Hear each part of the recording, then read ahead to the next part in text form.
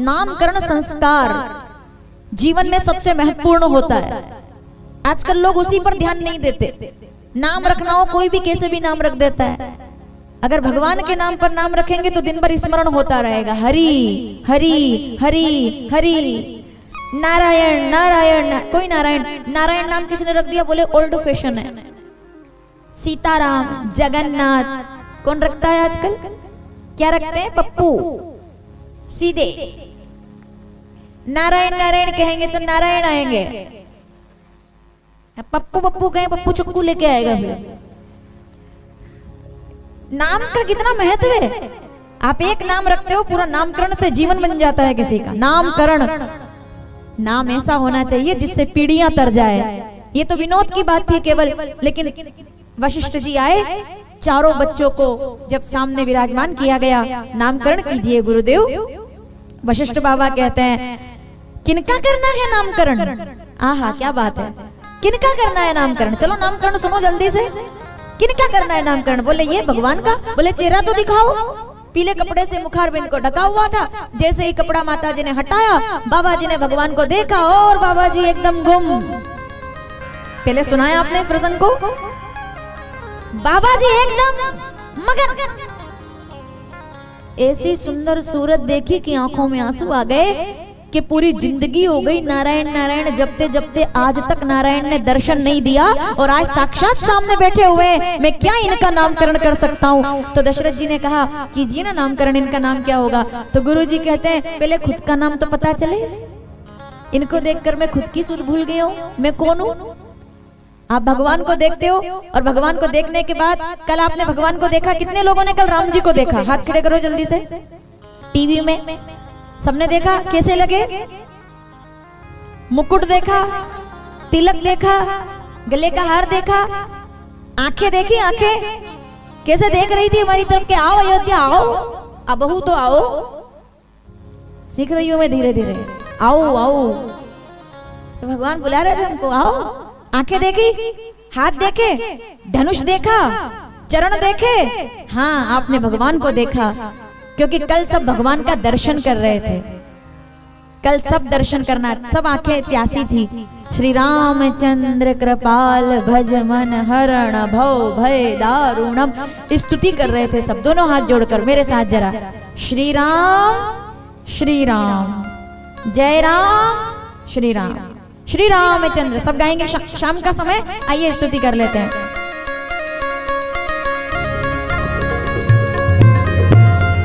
आहा,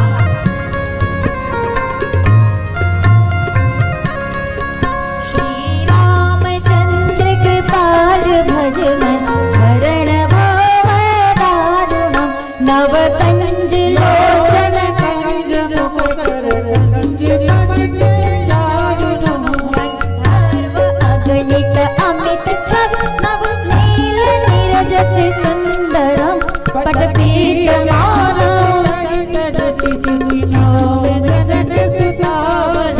भज दीन बंधु दिनेश दान, दैत्य वैशनि कंदनम रघुनंदन,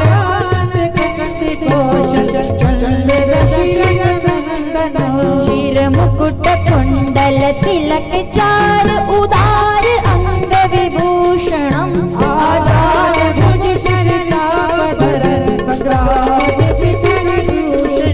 इति वदति तुलसी।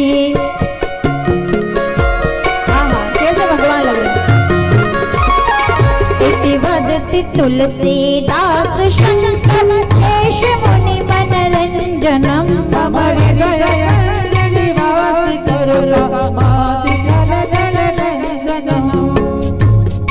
अभी यहाँ तक गाएंगे, पूरा करेंगे आगे। इसलिए पूरा करेंगे क्योंकि आगे जाकर के यहीं से तो कथा पूरी होगी हमारी आज। अब रुकिए, इतनी स्तुति की। इति वदत तुलसीदास शंकर, कैसे भगवान नवकंज लोचन कंज मुख कर कंज पद कंजारुणम आजान। इतने सुंदर भगवान जो कलम ने देखे, इतना सुंदर रूप देख करके बाबा जी गुम हो गए। क्या मैं इनका नाम रखूं साहब? ये तो सबसे सुंदर है। अधरम मधुरम वदनम मधुरम हसितम मधुरम चलितम मधुरम मधुराधिपते रखिलम मधुरम। श्री राम भगवान इतने सुंदर। तो वशिष्ठ जी कहते दशरथ जी ने कि नाम रखिए ना आप।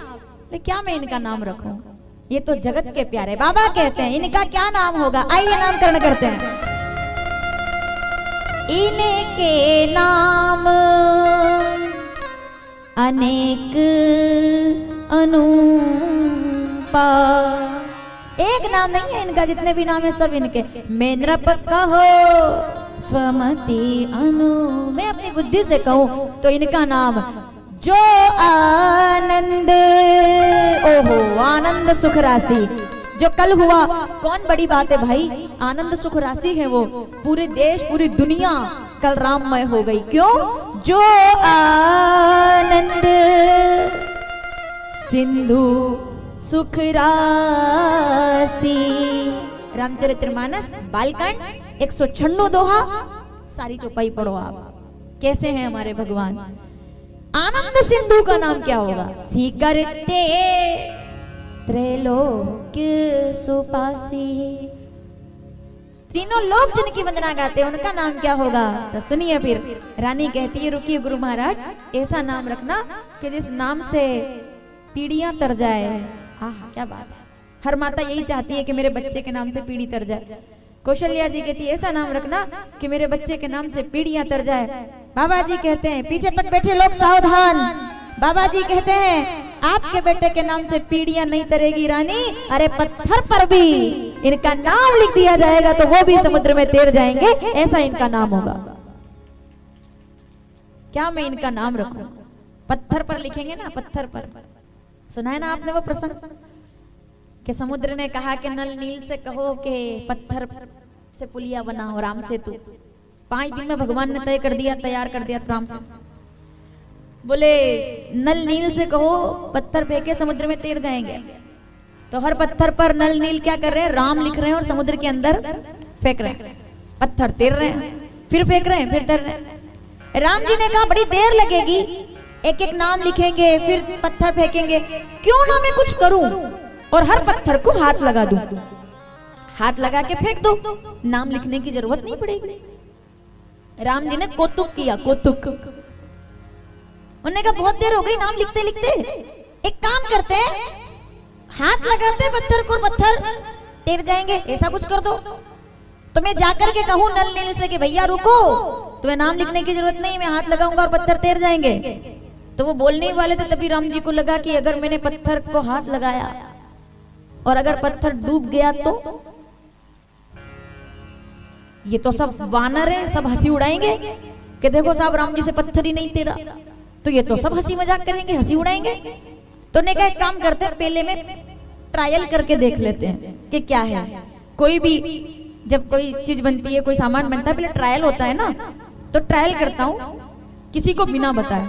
1 किलोमीटर दूर भगवान राम जाकर खड़े हो गए। उन्होंने कहा चुपचाप पहले पत्थर फेंके देखता हूं कि अगर तैर गया तो ठीक, नहीं तैरा तो जो चल रहा है वो चलने दो। राम जी 1 किलोमीटर दूर चले गए पैदल पैदल। इधर हनुमान जी राम राम लिख रहे थे, फिर देखते चरणों की तरफ, फिर लिखते, फिर देखते, फिर लिखते। एक बार देखा तो राम जी गायब। अब देखा भगवान का, इधर उधर नजर दौड़ाई, राम जी नहीं दिखे। दूर खड़े 1 किलोमीटर, एक छलांग लगाई और राम जी के पीछे। राम जी को खबर नहीं है कि हनुमान जी पीछे खड़े हैं। राम जी ने इधर देखा उधर देखा, पीछे नहीं देखा, इधर इधर कोई है तो नहीं। पत्थर उठाया और उठा करके समुद्र के अंदर फेंका और पत्थर, बताओ क्या हुआ। मुझे नहीं पता, आप बताओ क्या हुआ, आपके हिसाब से क्या हुआ। तैर गया, नहीं तैरा तो ऐसे बोलो नहीं। डूब गया, जैसे पत्थर फेंका ना और घुचुक सीधे डूब गया। राम जी ने कहा ये तो बड़ी गजब हो गई, ये क्या हुआ, पत्थर तेरा नहीं। उन्हें कहा चलो पत्थर को पता नहीं होगा कि मैं फेंक रहा हूँ। दूसरा पत्थर उठाया, एक और ट्रायल करते हैं। दूसरा पत्थर उठाया और कहा देख भाई मैं राम हूँ और मैं तुझे फेंक रहा हूँ, देख थोड़ा। पत्थर को उठा करके फेंका जोर से और फिर पत्थर घुचुक इसके अंदर। तो ऐसी आवाज नहीं आती क्या, डुम करके घुचुक ऐसे आवाज। हनुमान जी पीछे खड़े होकर निकल रहे, लीला चल रही है। तीसरा पत्थर राम जी ने उठाया, बोले अब फाइनल है, फाइनल कॉल। तीसरा पत्थर उठाया और जोर से फेंका और आवाज आई, बताओ कैसी आवाज आई? गुजुक ऐसे एकदम से अंदर डुप करके अंदर डुप करके गया पानी में अंदर। राम जी ने कहा अच्छा हुआ भाई मैंने किसी के सामने नहीं फेंका पत्थर, वरना बात खराब हो जाती। पत्थर तो डूब गए मेरे हाथ से, तरे ही नहीं, नाम से तर गए, मेरे से नहीं तरे। बताओ। राम जी ने कहा चलो अच्छा ये हुआ किसी ने डूबा सो डूबा पर किसी ने देखा नहीं। और जैसे पलट के देखा तो हनुमान जी खड़े, राम राम राम, जय श्री राम, जय श्री राम, जय श्री राम। हनुमान जी से कहा राम हनुमान तुम यहाँ, तुम कब आए? जवाब सुनना, हनुमान जी क्या बोले? बोले आपने पहला पत्थर फेंका और वो डूबा, मैं तभी से इधर ही हूं। और वो जो आवाज आई थी ना, कैसी आई थी?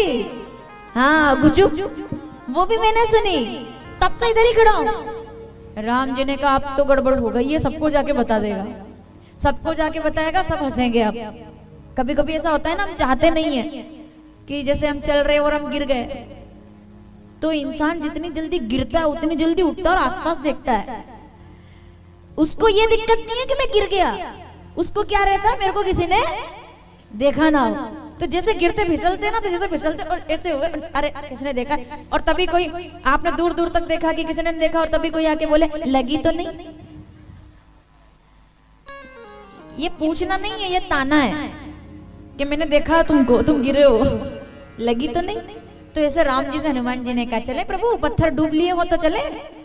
राम जी ने कहा हनुमान गलत बात है, जब मैंने तुमको नहीं आदेश किया था तो तुम मेरे पीछे पीछे क्यों आ जाते हो? जब देखो जब चले आती हो, क्यों आए तुम मेरे पीछे पीछे? गलत बात। हनुमान जी ने कहा प्रभु मैं तो आपकी परछाई की तरह हूँ, मुझे तो रहना ही पड़ता है।